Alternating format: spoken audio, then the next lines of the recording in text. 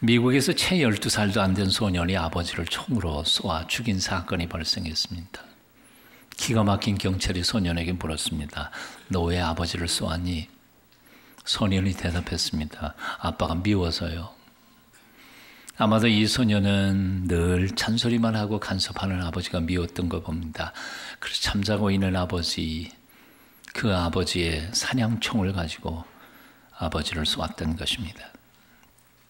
미성년자였기 때문에 소년원에 수감되었는데 간수가 야간 순찰을 돌다가 방에서 흐느껴 우는 울음소리를 들었습니다. 다가가 보니까 아이가 간방 구석에서 쪼그리고 앉아 이렇게 울부짖으면서 울더라는 겁니다. 아빠 보고 싶어. 아빠 미안해. 근데 아빠 정말 나는 아빠가 보고 싶어. 순간적인 감정을 억제하지 못해 사랑하는 아빠를 제 손으로 죽이고는 죽은 아빠를 그리워하는 소년범, 얼마나 불쌍한 아이입니까? 그런데 생각해보면 불쌍하고 어리석은 것은 그 어린 소년만이 아닌 것 같습니다. 다 컸다고 생각하는 우리도 가끔, 그리고 얼마나 자주 사랑하는 부모님의 마음에 상처를 드리는지 모릅니다. 그리고는 부모님 떠나가시면 뒤늦게 후회합니다. 살아계실 때 좀 더 잘해드릴 걸. 어버이 살아실 때 섬기길 다하여라. 한 번 가신 뒤에 애달다 어리하리. 생전에 고쳐 못할 일은 이뿐인가 하노라. 송강정철의 시조이지요. 한 번 가신 뒤에 애달다 어리하리. 생전에 고쳐 못할 일은 이뿐인가 하노라. 한번 따라해 보실래요? 웃지 말고 따라하세요. 있을 때 잘해. 살아계실 때 잘해요. 돌아가신다면 상다리가 휘어지도록 제사상 차려가지고 하는 거 무슨 의미가 있어요? 무슨 의미가 있어요? 살아계실 때 잘해야지. 자, 그렇다면 어떻게 부모님께 하는 것이 잘하는 것일까요? 오늘 본문에는 두 가지 명령하고 있습니다. 첫째는 주 안에서 순종하라. 1절 여러분 한번 같이 읽어보시겠습니다. 시작. 자녀들아 너희 부모를 주 안에서 순종하라. 이것이 옳으니라. 이것이 옳으니라. 여기 옳다라는 말은 헬라어로 의로운 일이다. 칼빈은 이것을 성경에 맞는 일이다. 칼 바르트는 이것을 부모에게 자녀가 순종하는 것은 창조의 질서이다 라고 해석했습니다. 우리 자식들이 부모에게 순종해야 하는 이유가 뭘까요? 부모님들 말씀이 다 옳아서도 아니고 부모님께 순종하면 복받기 때문도 아니고 사실은 그 일이 옳은 일이기 때문에 그렇다는 거예요. 이런 점에서 순종에는 조건이 붙을 수 없습니다. 성경에서 말씀하고 있는 순종에는 본질적으로 무조건적인 순종입니다. 여러분 한번 생각해 보십시오. 만일 자식이 부모에게 이유와 조건을 따져가면서 순종한다면 세상에 순종할 자녀가 한 명이라도 제대로 되게 있는가 하는 거죠. 곰곰이 생각해 보십시오. 불순종하는 자식이 이유가 없겠어요? 이유 있어요. 이유 있으니까 불순종하는 거지.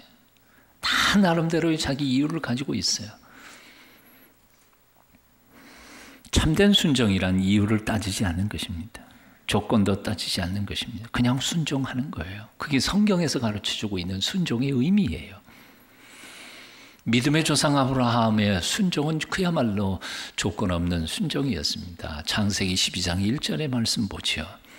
하나님께서 아브라함에게 자, 너희 친척 아비 집을 떠나 내가 지시할 땅, 내가 보여줄 땅으로 가라. 아직 보여주지 않은 땅이에요.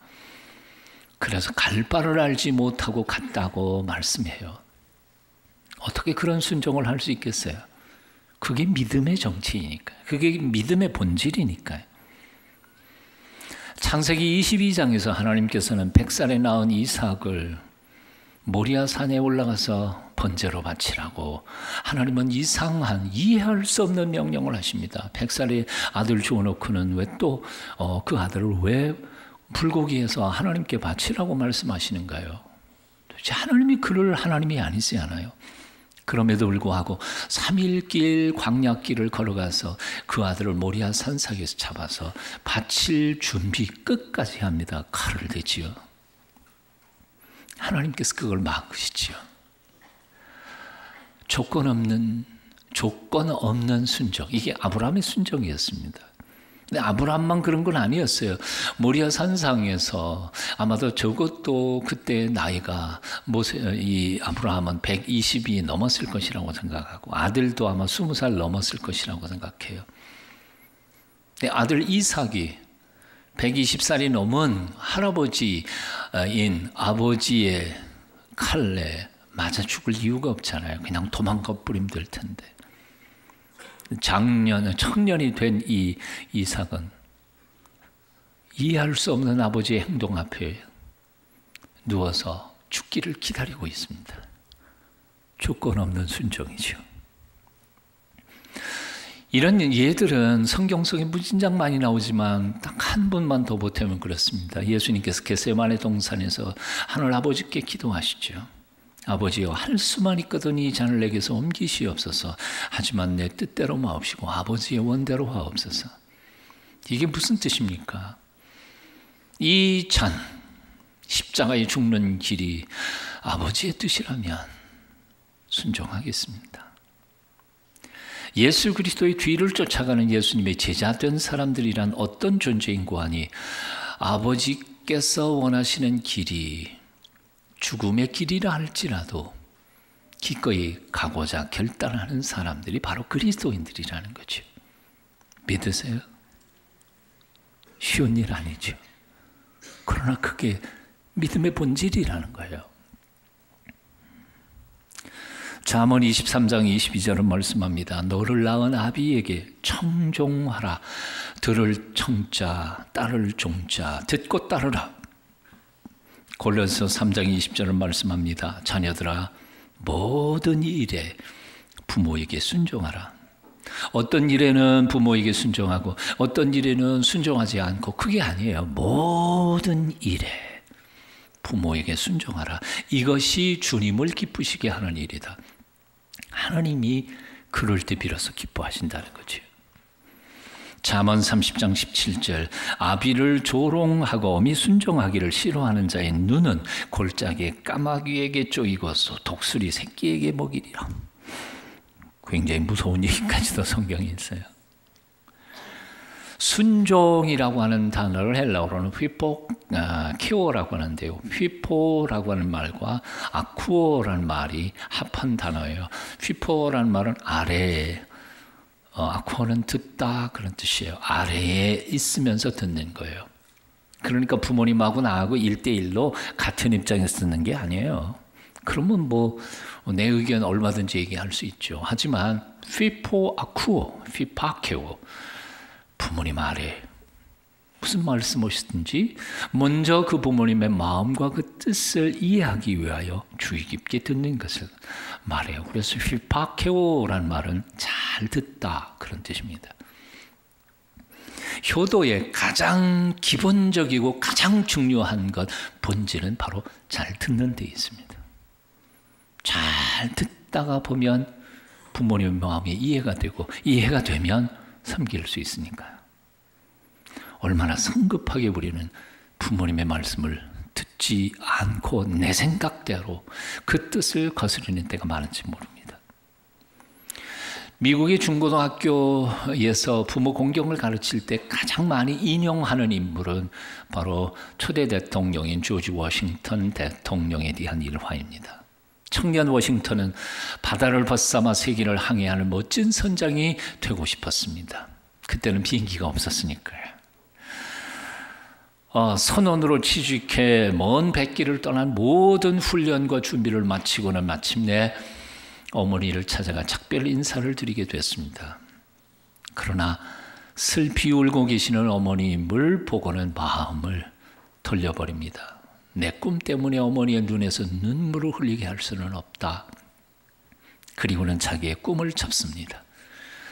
꿈을 접게 되자 어떻게 됐나요? 네, 물론 그는 선장은 못 됐습니다. 하지만 미국 초대 대통령이 되었습니다. 사랑하는 여러분, 여러분의 부모님께 순종함으로 여러분의 꿈과 비전보다 몇백 배 더 큰 하나님의 복을 받게 되시기를 축원합니다. 부모님께 잘하는 것 첫 번째 뭐예요? 그냥 순종하는 거고요. 두 번째 오늘 본문에 보니까 공경하는 것이라고 말했습니다.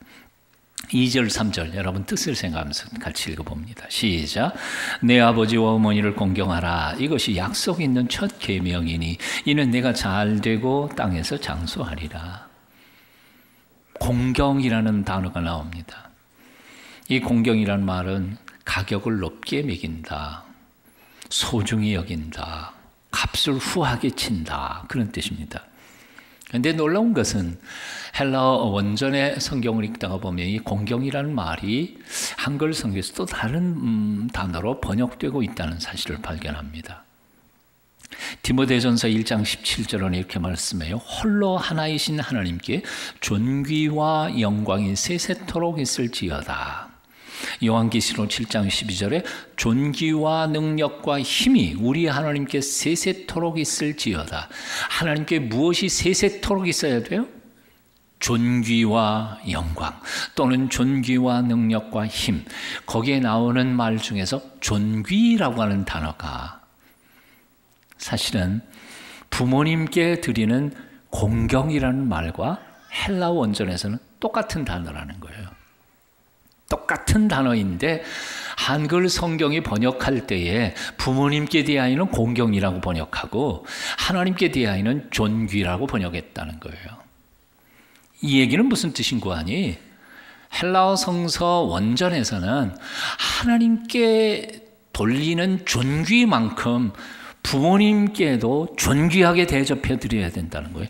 하나님하고 부모님하고 동급처럼 그렇게 대접해야 된다고 가르치는 것이다 그 말이에요. 별로 감동을 안 받으시네요. 제가 사실 헬라어 성경을 읽으면서 이 사실을 발견하고는 와, 굉장히 끔찍한 얘기구나. 하나님만큼 그렇게 부모님께 대접해 드리세요? 그렇게 무섭게 생각하세요? 두렵고 떨리는 마음으로 공경하세요? 그래야 된단 말이에요. 우선은 잠언 23장 22절은 말씀합니다. 너를 낳은 아버지를 존중하고 내 늙은 어미를 경히 여기지 말라. 경히 가볍게 생각하지 마라. 친정어머니를 아주 가볍게 생각해. 시어머님은 무섭게 생각하면서도. 신명기 27장 66절에 보니까 그 부모를 경홀히 여기는 자는 저주를 받을지어다 할 것이요 모든 백성은 아멘 할지어다. 그러니까 여러분들은 제가 말씀을 읽을 때 아멘 해야 되는 거예요.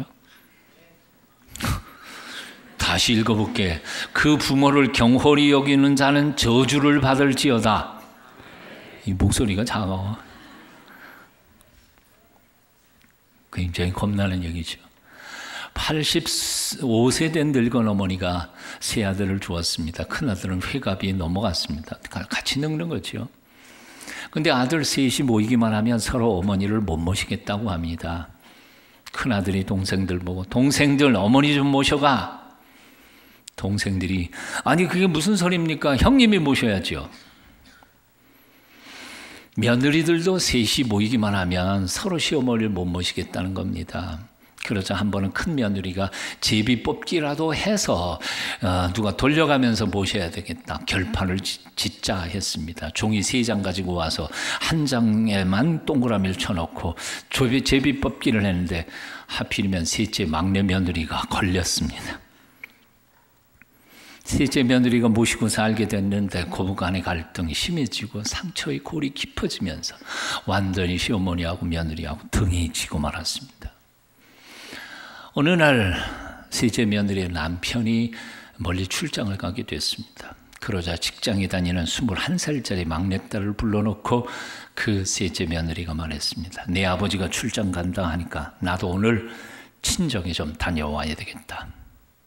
그러니 너도 오늘 밤에는 친구 집에 가서 자고 먹고 거기서 내일 출근해라. 그리고는 시장에 가서 라면 하나를 사오더니 봉지를 뜯고 라면 좀 떼어 넣고는 청산가리를 집어넣었습니다. 그리고 시어머니 방에다가 저녁 식사라고 밀어놓고는 친정에 가버렸습니다. 눈과 귀가 어두운 85세 된 이 할머니는 저녁에 일찍 잡수시고 주무시려고 라면을 부글부글 끓이는데 26살짜리 총명한 손자 녀석이 오래간만에 들어왔습니다. 할머니 누구니? 저예요. 웬일이야? 출장 나왔다가 할머니 보고 싶어서 들렸어요. 저녁은 어쨌니? 아직 못 먹었어요. 그래, 내 엄마가 친정 간다면서 저녁하라고 라면 하나 주기에 지금 끓이고 있는 중이란다. 할머니 배고파요. 제가 먹을게요. 손자가 달라는 라면을 안 주겠다는 할머니가 세상에 어디 있겠습니까? 그래, 너 먹어라. 난 배 안 고프다. 손자가 몇 젓가락 먹더니 아이쿠 하면서 입에서 코에서 피를 쏟아냅니다. 손 쓸 사이도 없이 식도가 다 녹아 죽어버렸습니다. 동네 사람들과 경찰관이 달려왔습니다. 할머니 뭘 먹다가 이렇게 됐습니까? 라면 몇 젓가락 집어먹더니 이렇게 되었다. 라면 누가 주었습니까? 셋째 며느리가 친정 간다면서 저녁 식사하라고 줬는데 경찰관은 그 먹다 남은 라면을 수거해 가고 셋째 며느리를 친정집에서 잡아왔습니다. 며느리가 붙잡혀 와보니 죽은 줄 알았던 시어머니는 살아서 대문 밖에서 기다리고 있고 생떼 같은 26살짜리 다 키워놓은 아들은 죽어 있었습니다. 연세 드신 부모님을 섬기는 거 결코 쉽지 않습니다. 다시요, 결코 쉽지 않습니다. 그럼에도 불구하고 그 부모님을 경홀히 여기는 자식을 하나님은 결코 그냥 두지 않을 것입니다. 부모님을 가볍게 대하지 마십시오. 공경해야 합니다. 미국 캘리포니아에 어느 부부가 살고 있었습니다. 정말 신앙생활 열심히 하는 신실한 크리스찬이었는데 자녀가 없었습니다. 아기를 갖기 위하여 얼마나 하나님 앞에 기도를 많이 했는지 모릅니다. 드디어 16년째 되던 해에 아기를 가졌습니다. 기쁨은 말로 할 수 없었지만 그런데 막상 아기를 낳고 보니까 흉측스러운 기형아였습니다. 부부는 절망하며 통곡했습니다. 축하로 달려왔던 모든 사람들이 혀를 두르고 돌아가 버렸습니다. 그 이튿날 병실을 다시 찾아온 남편을 만난 아내가 환하게 웃고 있었습니다. 아내는 남편의 손을 꼭 쥐고 이렇게 말했다고 합니다. 어젯밤 밤새도록 기도하며 하나님의 뜻을 물었어요. 그랬더니 하나님이 제게 말씀해 주셨어요. 이 아기를 세상 어느 가정에 보내야 가장 사랑받을까 하고 하나님께서 고민하시다가 우리 가정에 보내셨대요. 그러니 우리는 이 아이 잘 키워야겠어요. 당신도 도와주세요. 여러분의 가정에 치매를 앓고 있는 어른이 계십니까? 자식을 고생시키는 노인이 계십니까? 혹시 대소변을 받아내야 할 만큼 너무나도 힘든 노인을 섬기고 계시지는 않습니까? 그 노인을 하나님이 일찍 데려가시지 않고 여러분 곁에 남겨두신 데에는 특별한 하나님의 뜻이 있다고 생각하지 않으십니까? 그 노인을 여러분에게 부모님으로 주신 것은 그 노인을 공경할 사람이 여러분 밖에 없기 때문은 아닐까요? 곰곰이 생각해 보십시오. 하나님께서 우리에게 부모에게 순종하라, 부모를 공경하라 말씀하신 데에는 놀라운 이유가 2절 하반절과 3절에 있습니다. 이것이 약속 있는 첫 계명이니 이는 내가 잘 되고 땅에서 장수하리라. 사랑을 여러분 부모님께 순종하십시오. 그리고 공경하십시오. 여러분이 하는 모든 일들이 잘 될 것입니다. 이 땅에서 장수하실 것입니다. 효순 환생 효순자요 악역 환생 악역자란 말이 있습니다. 효도하고 순종하는 아들은 효도하고 순종하는 아들을 낳고 악하고 거스르는 아들은 악하고 거스르는 아들을 낳게 되어 있다. 효자가 효자를 낳는다는 말입니다. 내가 부모님께 한 만큼 내 자식도 나한테 할 것이란 말이죠. 2015년 어버이 주일 이 아침, 진실되게 아직도 내 곁에 살아계신 부모님을 존중히 여기며 사랑하기로 작정하는 오늘 이 순간 되시기를 축원합니다. 터키에서 지진이 발생한 직후에 구조팀들이 폐허 더미 속에 웅크리고 있는 한 여인을 발견했습니다. 무릎을 꿇고 상체는 앞으로 기울인 모습으로 목과 허리가 부러진 채 죽어 있었습니다. 팀장이 이상한 느낌이 들어 그 시신을 들고 보니 그 팔 아래 담요로 쌓인 3개월 된 아기가 잠들어 있었습니다. 집이 붕괴되는 순간 아기를 보호하기 위해 젊은 엄마는 몸을 웅크려 아기를 지킨 것이었습니다. 의료팀이 아기를 상태를 확인하려고 담요를 펴자 담요 속에는 휴대폰이 나왔는데 이런 문자가 떴습니다. If you can survive, you have to remember that I love you. 내가 만일 살아나거든 꼭 기억해다오. 내가 너를 사랑한다는 것을. 기도하겠습니다.